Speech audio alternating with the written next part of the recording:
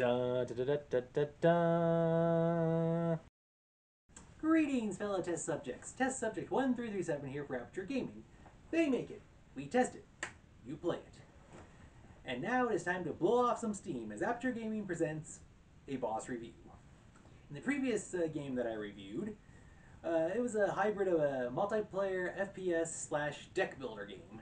So I decided to do a full deck builder game. Which game is that? Well, let's get to the review and find out, shall we? Series. The game that I'm reviewing today is Marvel Snap. It is not a sequel, prequel, or in-between-quel, but still part of the Marvel universe. Team.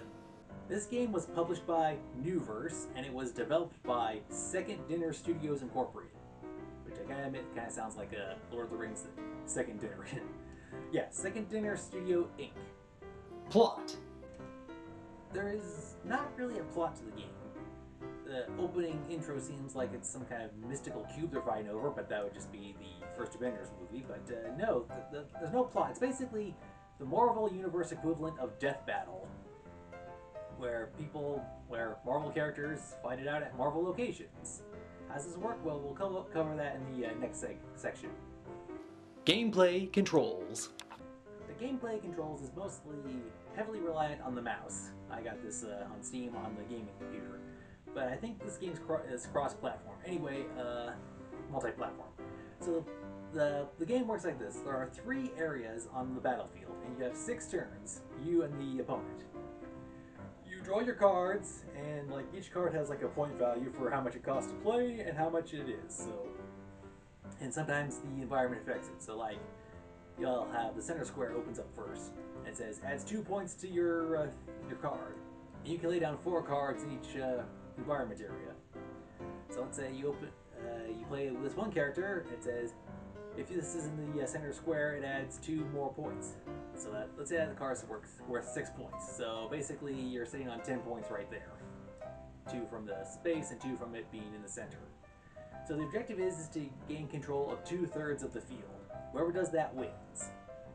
And if you don't win, then as you play, if you do certain activities like play 10 games in a day, or earn 100 points, or unlock this many things, you can then unlock stuff like credits so you can upgrade your cards, or you can unlock credits to buy cards, or use real-world currency to buy stuff to help you upgrade and unlock stuff.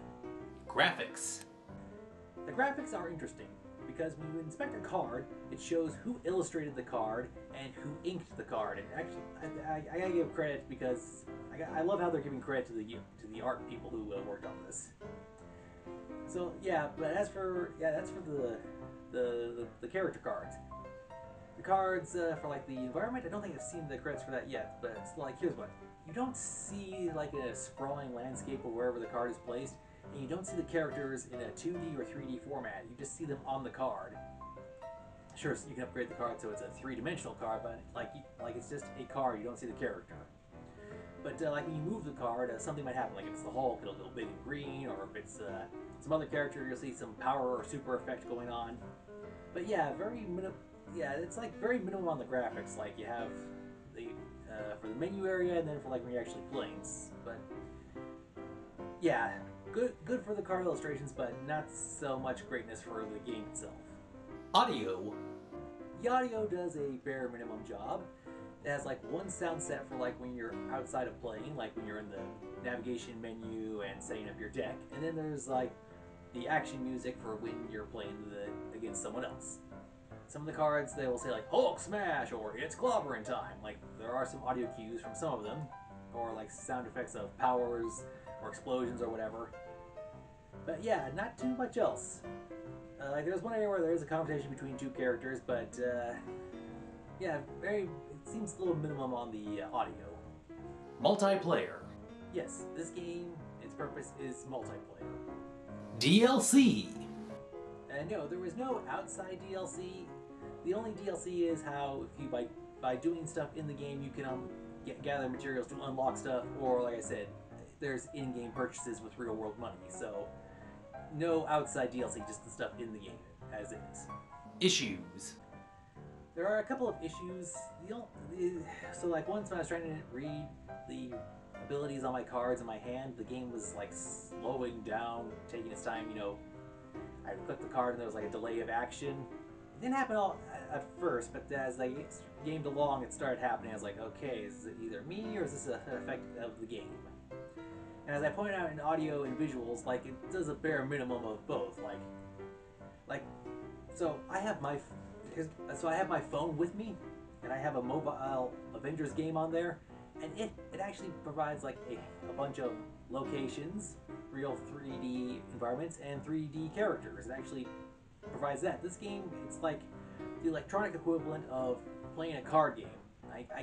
I get that there's nothing wrong with using your imagination, but I mean, with technology and stuff, is kind of figured we'd get a little more. I'm wanting more. But I think, as the old truism goes, you get what you pay for, which I will cover in the next area. Buy, rent, or pass. This game is a free-to-play title, so technically no money is spent on this game unless you absolutely have to / want to. Yeah, so I'd say this would fall under the category of rent, because you can get the game, you can play it, and then go do something else. The interesting thing is how the matches themselves, they go really quick. It's only 6 rounds, and yeah, it's good for a quick fun time. It's all right. So yeah, I'd say definitely rent. Overall score. Now there is nothing wrong with the game. It is fun. It's a good way to play and kill off a little time. And like I said, you do have to use your imagination, which there's nothing wrong with that. But it's like, so yeah, we here at Aperture Games, we give Marvel Snap a 7 out of 10. Marvel Snap. You figure after what happened with Thanos and the Infinity Gauntlet, they wouldn't want as part of their title. Irony. Yeah, and like I said, the opening intro seems like there'd be a little more action and visuals involved, but it is at its basic core a free-to-play card game. It's alright, like I said, it's a good way to kill a little time, and yeah. So, you get what you pay for, but it's still fun. Now, it does seem low, but like I said, the game still works. It just has a few nitpicks here and there. A few tech nitpicks here and there, and like I said, my complaints about it, I'd like a little more, but like I said, it's free.